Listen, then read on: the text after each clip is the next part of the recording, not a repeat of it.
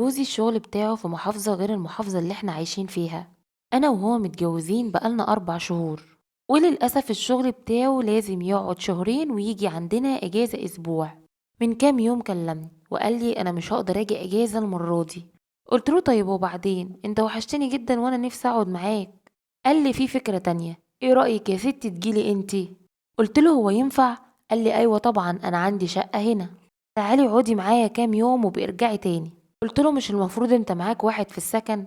قال لي ايوه معايا واحد زميلي بيقاسمني الشقة، لكن هو هينزل اجازة اسبوع لعياله، وفي الاسبوع ده انا هبقى لوحدي. قلت له طيب ما تيجي انت كمان. قال لي والله ما هينفع، انت جهزي نفسك وتعاليلي. نزلت عرفت حماتي ان انا هسافر كمان يومين. لقيت اخت جوزي الباردة مصممة انها تيجي معايا، كلمت جوزي وفضلت تتحايل عليه، وطبعا حماتي قالت له خد اختك خليها تتفسح وتشم هوا شوية. وانا دلوقتي مش عارفة اعمل ايه.